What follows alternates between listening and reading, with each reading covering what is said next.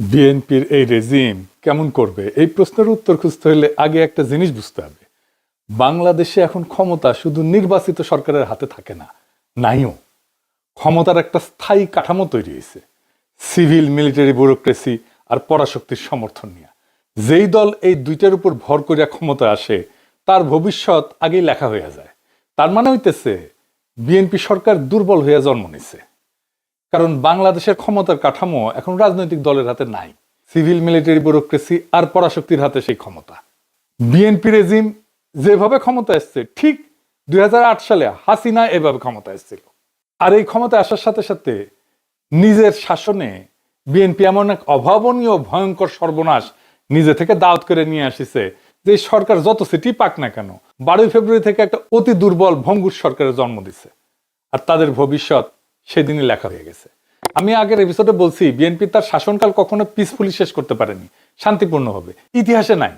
জিয়ার শাসন শেষ হয়েছে জিয়ার হত্যাকাণ্ডের মধ্য দিয়া, সাত্তারের শাসন মিলিটারি কু দিয়া, খালেদা জিয়ার 1991 শাসন একটা পাতানো নির্বাচন তারপরে পদত্যাগের মধ্য দিয়া খালেদা জিয়া সরকারের, আবার 2002 সালের শাসন 111 দিয়া।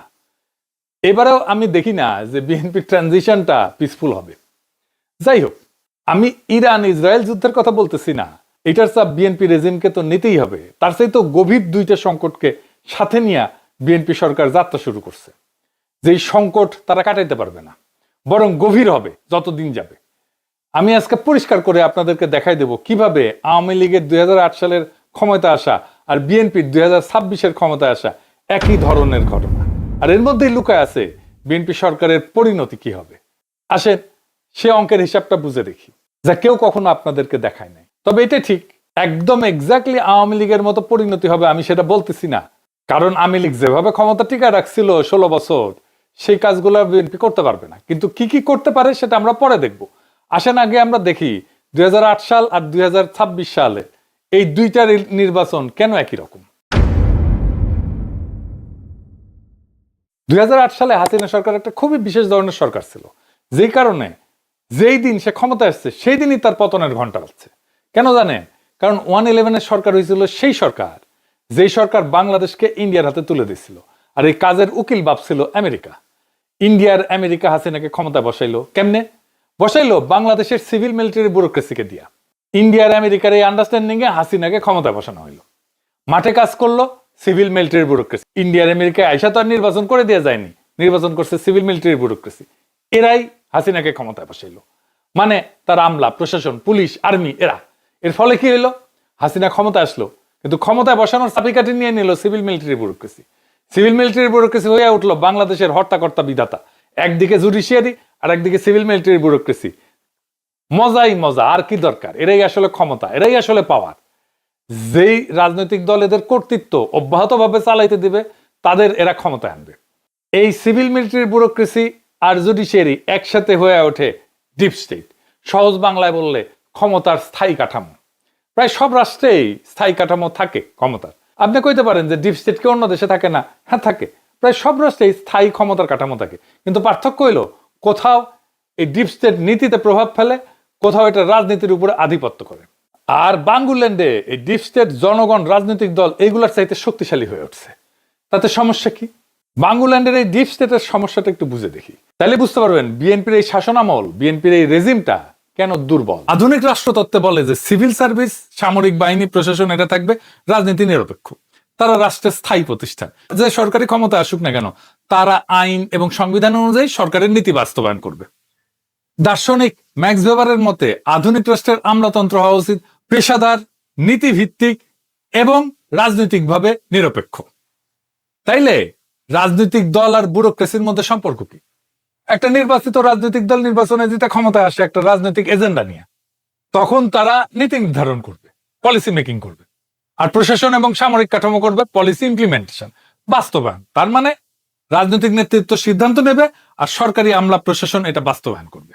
কিন্তু বাঙ্গুল্যান্ডে আমলাতন্ত্র নিজেই শক্তিশালী হয়ে সরকারকে প্রভাবিত করে। বিএনপি যে এত গণতন্ত্র গণতন্ত্র করে চিল্লাইতেছে, গণতন্ত্র মানে তো ভোট না। একটা স্বাস্থ্যকর গণতন্ত্রে ব্যুরোক্রেসি আর রাজনৈতিক দলের সম্পর্কটা এমন হওয়া উচিত যে রাজনীতি নীতি নির্ধারণ করবে, ব্যুরোক্রেসি আইন অনুযায়ী বাস্তবায়ন করবে, সামরিক বাহিনী বেসামরিক সরকারের অধীনে থাকবে। তার মানে নিরপেক্ষ আমলাতন্ত্র আর নির্বাচিত নেতার রাজনৈতিক দিক নির্দেশনা, এই দুয়ে মিলে সরকার। নিরপেক্ষ মানে কিন্তু স্বাধীন ক্ষমতা না। ব্যুরোক্রেসি সরকারের নীতি বাস্তবায়ন করবে, কিন্তু দলীয় রাজনীতির অংশ হবে না, নিজের রাজনীতি চালাবে না। বাংলাদেশের ব্যুরোক্রেসি দলীয় রাজনীতির অংশ হয়ে ওঠে, নিজের রাজনীতি চালায়, নিজের রাজনৈতিক দলগুলোকে চালায়, এবং বাংলাদেশে এরা নিজেরাই আসল রাজনৈতিক ক্ষমতা হয়ে ওঠে। আমি আপনাদেরকে হাসিনাকে ক্ষমতা আনার বিষয়টা একটু দেখাই, কিভাবে হাসিনাকে সিভিল মিলিটারি ব্যুরোক্রেসি ক্ষমতা আসছে। আগে তো বলছি যে আমেরিকা আর ইন্ডিয়া একসাথে বাংলাদেশের সিভিল মিলিটারি ব্যুরোক্রেসিকে দিয়ে হাসিনাকে ক্ষমতা আনে, তাই না? কিভাবে আনে সে গল্পটা জানলে আপনি 2026-এর নির্বাচনের সাথে মিলাইতে পারবেন। আসেন সেটা একটু দেখি। 2008 সালে হাসিনা হয়তো জিততো ইলেকশনে, কিন্তু যেই পরিমাণে সিট পাইছিল সেটা অবিশ্বাস্য ছিল। হাসিনার দল একাই 230টা আসন পাইছিল, আর জোট মানে জাতীয় পার্টি টাটি নিয়ে 263টা আসন পাইছিল, মানে বিশাল মেজরিটি। এই যে সিট পাওয়ায় দেওয়া, বেশি সিট পাওয়ায় দেওয়া, প্রত্যাশার চেয়ে বেশি সিট পাওয়া দেওয়া, এটাই সিভিল মিলিটারি ব্যুরোক্রেসির ডিপ স্টেটের মোডাস অপারেন্ডি। এইভাবে কাজ করে তারা পাওয়ায় দেয়। তারা ইলেকশনটাকে এমন ভাবে ইঞ্জিনিয়ারিং করে যে তারা যাকে ফেভার করবে সে বিশাল মেজরিটি পাবে। বিএনপি যে পার্সেন্টেজে কম ভোট পাইছিল 2008 সালে তা কিন্তু না, কিন্তু সিট পাইল না, কারণ একটা গ্র্যান্ড ডিজাইন হয়ে গেছিল। সিভিল মিলিটারি ব্যুরোক্রেসির সাথে ছিল নির্বাচন কমিশন, এই শাখাওয়াতি ছিল সেই নির্বাচন কমিশনার একজন। সে নির্বাচন কমিশন আসনগুলোর সীমানা পুনর্নির্ধারণ করলো, এমন ভাবে করলো যেখানে আসলে নতুন আসনগুলোতে বিএনপি কম সিট পায়। এটা কিভাবে হয়েছে এটা একটু বুঝাই বলি। ধরেন 2টা সিট, এই সিটে বিএনপির যেতে, ভালোভাবে যেতে, এই সিটেও যেতে, কিন্তু অত ভালোভাবে যেতে না, মার্জিন কম। এখন করলো কি, যে সিটে অত ভালোভাবে যেতে না, মার্জিন কম, সেই সিটে যে কেন্দ্রগুলোতে বিএনপি যেতে, সেই কেন্দ্রগুলোকে এই আসনের সাথে যুক্ত করে দেওয়া হলো। তার মানে এই সিটে বিএনপির কম্পিটিশনটাকে দুর্বল করে দেওয়া হলো। ফলে এইখানে আওয়ামী লীগ বিএনপির চাইতে বেশি ভোট পাইল, এবং ভোট পেয়ে এই আসনটা আওয়ামী লীগ নিয়ে নিল। এই আসন বিএনপির আছে, অসুবিধা নেই, এটা আছে। কিন্তু এখানে যেখানে দুটোই বিএনপি পাইতো, সেখানে একটা সে আওয়ামী লীগ পেয়ে গেল। বুঝেছ? এইভাবে আসনগুলোর সীমানা পুনর্নির্ধারণ করে সে নিশ্চিত করছে যেন বিএনপির কনফার্ম সিটগুলোর মধ্যে কিছু কিছু বিএনপি হারায় ফেলে। তারপরে বিএনপিকে ক্যাম্পেইনই করতে দেয়নি। বিএনপির কর্মী যারা ইলেকশনের জন্য ক্রুশিয়াল হইতে পারে তাদের ইলেকশনের আগে ক্রস ফায়ারে দেওয়া হয়েছে। হ্যাঁ, ক্রস ফায়ারে দেওয়া হয়েছে, মানে করছি না। কি স্টিম লোয়ার চালানো হয়েছিল বিএনপির উপরে সেই সময়, সেটা আজকালকার বিএনপি নেতা কর্মীরা হয়তো জানেন না। আমি একটা এক্সাম্পল দিই। বরিশালের উজিরপুরে বিএনপির শক্ত ক্যান্ডিডেট ছিল সর্দার শরফুদ্দিন আহমেদ শান্টু। এই শান্টুর মূল খুঁটি ছিল সাতলা ইউনিয়ন পরিষদের চেয়ারম্যান আবু জাফর মোল্লা। এই আবু জাফর মোল্লাকে ধরে ক্রস ফায়ারে মেরে ফেলে। দেখেন নিউজ এসছে। অভিযোগ কি জানেন? অভিযোগ করতেছে সরবরাহ পার্টির নেতা, সে শান্টুর হয়ে টাকা বিতরণ করতেছিল। আবু জাফর মোল্লা জিন্দেগিতে সরবরাহ পার্টির নেতাই ছিল না, কর্মীও ছিল না, তার সাথে কোনো সম্পর্কই ছিল না। আর সরবরাহ পার্টির নেতা ইউনিয়ন পরিষদে ইলেকশন করে নাকি? করলে যেতে নাকি? ইউনিয়ন পরিষদের চেয়ারম্যান তো কমিউনিটির নেতা, সমাজের অবিসংবাদিত নেতা, সামাজিক প্রভাব আছে। সে গল্প সাজাইল যে টাকা বিলাইতে গেছিল, আর তারে পাবলিকে ধরে পুলিশে দিছে। এটা সম্ভব কোনোদিন? বলেন। ইউনিয়ন পরিষদের নেতা এভাবে টাকা বিলাইতে যাবে, আর ইউনিয়ন পরিষদের চেয়ারম্যানকে পাবলিকে ধরে পুলিশে দেবে টাকা বিলানোর জন্য? তারপরে গল্প সাজাইছে কিভাবে, সে পাবলিকে ধরে পুলিশে দিছে, তারপরে তাকে ধরে নিয়ে অস্ত্র উদ্ধারে গেছে, তারপরে ওর সিনাই নিতে গুলি করছে ওর সাঙ্গপাঙ্গরা, পুলিশ পাল্টা গুলি করছে, ক্রস ফায়ারে আবু জাফর মোল্লা মারা যায়। এরকম ঘটনা আপনি আরো খুঁজে পাবেন। কিন্তু বলা হইতেছে এমন শান্তিপূর্ণ নির্বাচন আগে কখনো হয় নাই। আবু জাফর মোল্লাকে ক্রস ফায়ারে যাওয়ার নিউজেই এই দৈনিক হিরোশিমা বলতেছে আতঙ্কে আছে ভোটাররা। দেখেছেন?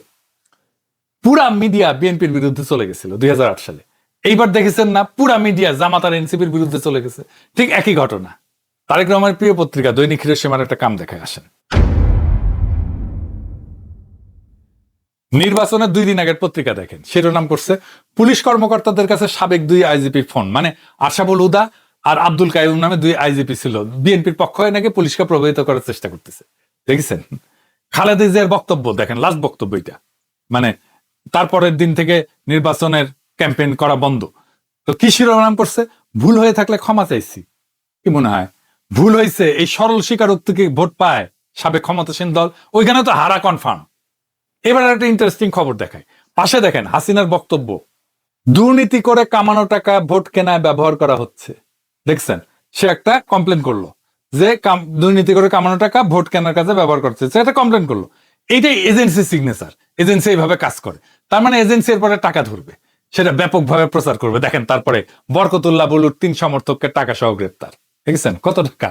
70,000 টাকা। 3 জনের কাছে 70,000 টাকা। কারণ হাইছে নি, আমি না আমার ঘোড়া আসবে, বুঝেছেন? আবার দেখেন বিএনপির প্রার্থীর জামাইয়ের গাড়ি থেকে টাকা আটক।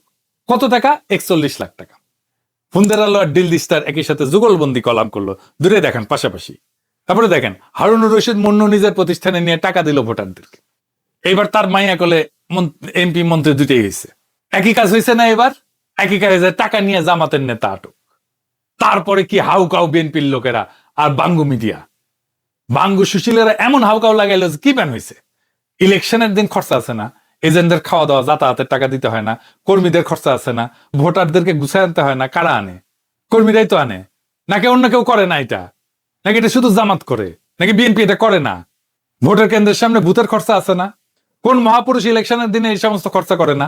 ভণ্ডামি দেখলে গা জ্বলে যায় এই সমস্ত। বিএনপি তো পুলিশকে পর্যন্ত টাকা দিচ্ছে, এবার আমার কাছে প্রমাণ আছে। ইলেকশন ডিউটি করা অফিসারদেরকে টাকা দিচ্ছে। যাই হোক, ওই আলাপ পরে করা যাবে, ওই প্রমাণ দেখানো যাবে। এইবার ইলেকশনের দিনের নিউজ পেপার দেখে, মানে 2008 সালের।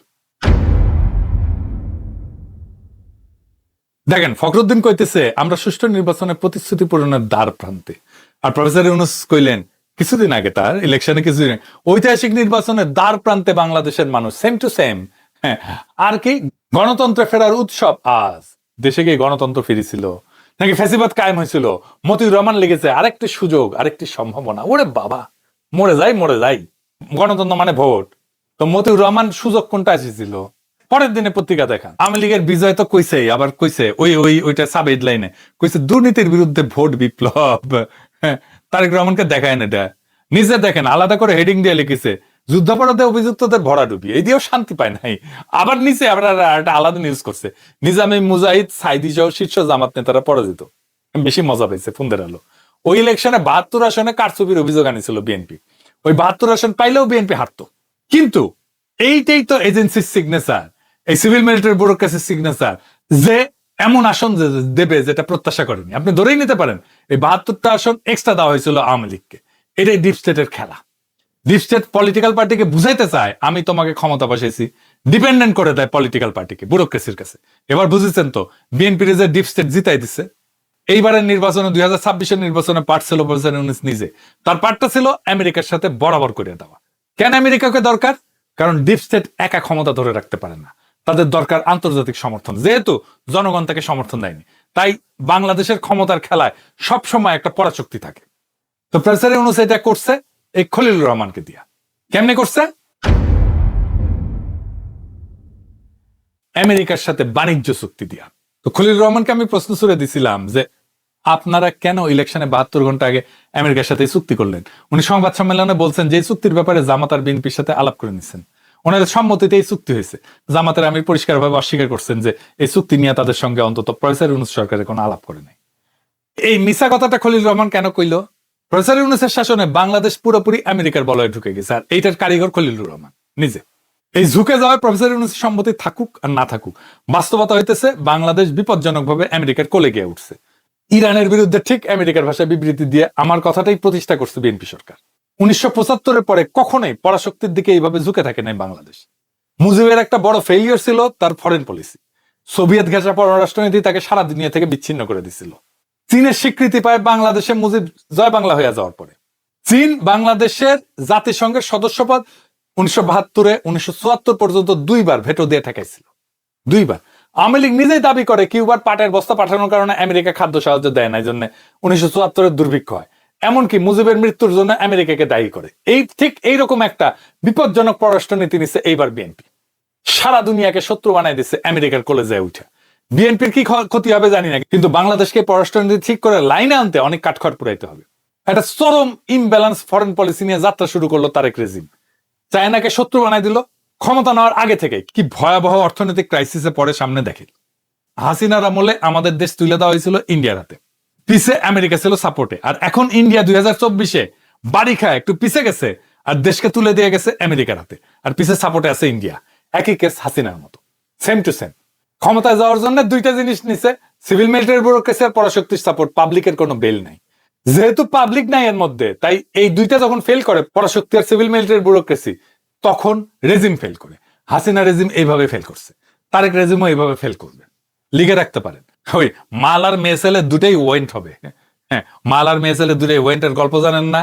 জানেন না? হ্যাঁ, আচ্ছা শুনেন, আমরা তখন মেডিকেল কলেজে কেবল ভর্তি হয়েছি ফার্স্ট ইয়ারে, ঢাকার কলকাতার যৌথ প্রযোজনায় একটা সিনেমা হয়েছিল অবিচার নামে, বাংলাদেশে অবিচার আর কলকাতায় ছিল অন্যায় অবিচার নামে। মিঠু চক্রবর্তী নায়ক আর রোজিনা নায়ক, উৎপল দত্ত সহ দুই বাংলার জাদ্রেল সব অভিনেতা আছে। গানগুলো লিখছিল গৌরী প্রসন্ন মজুমদার, গাইছিল আশা ভোসলে, রাহুল দেব বর্মন, কিশোর কুমার, সাবিনা ইয়াসমিন। আশা ভোসলে গাইছিল নাগর আমার কাঁচা পিরিত পাকতে দিন গানটা। নতুন আর মিঠুন দুর্দান্ত নাচছিল এই গানটা। রুখো যারা, এখনই নাচ দেখতে যাইতে হবে না, রোজা রমজানের দিন আছে না, নজরকে হেফাজত করতে হবে না। হ্যাঁ, আচ্ছা এডিটার সে হাউস করেছে স্যার বাইরে যখন, তখন মিকচিয়ান বেশি দেখেন, মিকচিয়ান রোজা হালকা হয়ে যাবে, দেখেছেন? তো এই নতুন হইতেছে নর্তকী, ওকে আনিস উৎপল দত্ত গ্রামে, এনআইটিস পিটিস করবি তো উৎপল দত্ত নতুনকে প্রতিশ্রুতি দিছে গলার একটা হার দিবি আর কি, ওইটা আবার ডাকাতি করে আনার দায়িত্ব দিছে আহমেদ শরীফকে। আহমেদ শরীফকে মিঠুন বাইরে খেদাই দিছে, আর ডাকাতি করতে পারেনি, হারও আনতে পারে নাই। তো এখন এসছে নতুন, খোঁজ নিতে হার আসছে কিনা এবার দেখেন সিনটা, তাইলে বুঝবেন। আমি আসবো মান্না বাবু। এসো এসো এসো। হার এসে গেছে? না না, হার আসেনি, গোলমাল হয়ে। আমি যখন বলেছি তখন হার আসবেই। ঠিক আছে। কোথায় যাচ্ছ? ঘুমোতে। হার এলে খবর দিও গো, আবার আসবো। গেছে, মালও গেছে, মেয়ে ছেলেও গেছে, বোথ ওয়েন্ট। দেখেছেন, এবার বুঝেছেন তো, মাল আর মেয়ে ছেলে বোথ ওয়েন মানে আমার সালাদ দুয়ে যাবে। যারা পরাশক্তি আর সিভিল মিলিটারি ব্যুরোক্রেসির উপরে ভর করে ক্ষমতা আসে, তাদের এই ঘটনায় ঘটে। যাই হোক, ট্রেড এগ্রিমেন্টে আসি। ওই ট্রেড এগ্রিমেন্ট যারা যারা করেছিল তারা এখন ডিফেন্ড করছে। এর মধ্যে আছে লুৎফে সিদ্দিকী, প্রফেসর ইউনূসের বন্ধু কোটায় উপদেষ্টা হয়েছিল, মানে প্রফেসর ইউনূসের বন্ধু ছিল ওর বাপ, মানে ওর পোলা আর কি। লুৎফে সিদ্দিক এর বাপ ছিল প্রফেসর ইউনূসের বন্ধু, ওই বন্ধু কোটায় সে উপদেষ্টা হয়েছে আর কি, আর বাপ আইজিপি ছিল আর কি। সে ইংরেজি স্ট্যাটাস মারিছে, তো ইংরেজি যেহেতু কইছে ঠিকই কইছে, তাই না? উই নাকি লন্ডন স্কুল অফ ইকোনমিক্সে পড়িছে, আবার অধ্যাপনাও করে। তো বাবা এটা বুঝো না যে নন মার্কেট ইকোনমির সাথে কোনো ট্রেড এনগেজমেন্টে যাবে না, এর অর্থ কি? চায়নার সাথে ট্রেড ছাড়া আমরা বেচবো? আমেরিকা এক্সপোর্ট করে কে? সরকার করে না, করে তো গার্মেন্টস ব্যবসায়ীরা। তারা করবে ব্যবসা, তার ব্যবসাকে কম্পিটিটিভ করার জন্য জনগণের ট্যাক্সের টাকা দিয়ে আমেরিকান পণ্য কিনতে হবে কেন? কোন যুক্তিতে? মামার বাড়ির আবদান নাকি? পাবলিকে কি ঠেকা পড়ছে তাদের ব্যবসা বাঁচানোর? শ্রমিকদের ন্যূনতম মজুরি দেওয়ার কথা বললে গা মুচড়ানো শুরু করে গার্মেন্টস মালিকেরা, শ্রমিকদের ট্রেড ইউনিয়ন করতে দেয় না। কিসের খাতির তাদের সাথে? আর ইলেকশনে 72 ঘন্টা আগে কেন এগ্রিমেন্ট সাইন করতে হবে? সেজন্য তো চাইনিজ দার্শনিকেরা কইয়া গেছে, কি এডিটর সাহেব, চাইনিজটা বুঝবে না ওরা, আর পাশে লিখে দেন, আমি আবার কয়ে দেমুনি। তো চাইনিজ দার্শনিকেরা কইছেন জংবাং তুং নংসিং সংবং তুং টাং নং, বুঝেছাও? বুঝো নাই? আচ্ছা নিচে লিখে দেন এডিটর সাহেব। জংবাং তুং নংসিং মানে হইতেছে যে তুমি ছিঁড়িতে পারিবে না, সংবাং তুং টং নং তার মানে হইতেছে সেই তুমি টানিতে যাইও না। তো এখন প্রশ্ন হইলো, এই গল্পের শেষ কোথায়? বাংলাদেশের রাজনীতির একটা পুরনো সূত্র আছে, যে সরকার জনগণের শক্তিতে দাঁড়ায় তার পতন খুব কঠিন, আর যে সরকার দাঁড়ায় দুই খুঁটির উপরে, একটা সিভিল মিলিটারি ব্যুরোক্রেসি আর একটা পরাশক্তির সমর্থন, তার ভবিষ্যৎ আগে থেকে লেখা থাকে। কারণ এই দুই খুঁটি সরে যায়, অথবা জনগণের বিপ্লবে আন্দোলনের সংগ্রামে এই দুই খুঁটি পালায়। হাসিনার সময় যেরকম পালাইছিল। বাংলাদেশের সরকার পড়ে গেছে অনেকভাবে, কখনো কুদিয়া, কখনো আন্দোলনে, কখনো বিপ্লবে, কখনো সংগ্রামে, কখনো আন্তর্জাতিক চাপে। কিন্তু একটা জিনিস প্রায় সবসময় দেখা গেছে, যে সরকার ভাবছে ক্ষমতার মালিক সে নিজে, শেষে দেখা গেছে চাবিটা ছিল অন্য কারো হাতে। তাই বিএনপি রেজিম কেমন করবে এই প্রশ্নের উত্তর খুব কঠিন না। যদি তারা ভাবে আমাদের পিছনে প্রশাসন আছে, পরাশক্তি আছে, সব ঠিক আছে, তাইলে ইতিহাসের বই খুলে দেখেন। এই আত্মবিশ্বাস নিয়ে অনেক সরকার শুরু করেছে, শেষে কি হয়েছে জানেন? বাংলা সিনেমার মতো সেই ডায়ালগের মতো অবস্থা। হ্যাঁ, মালও যাবে, মেয়ে ছেলেও যাবে, মানে ক্ষমতাও যাবে, সম্মানও যাবে। বাংলাদেশের রাজনীতির একটা পুরনো প্রবাদ আছে যে ক্ষমতা জনগণ দেয় না, সেই ক্ষমতার মেয়াদ ঘড়িতে না, অন্য কোথাও ঠিক হয়। আর সেই ঘড়ির কাঁটা কখন ঘুরে যায় এইটা কেউ আগে থেকে জানে না। এইটা বিএনপিও এখন জানতেছে না, কিন্তু জানবে। যখন জানবে তখন আর টাইম থাকবে না, সব শেষ হয়ে যাবে। তখনই হবে আমাদের আজাদি। ইনকিলাব জিন্দাবাদ।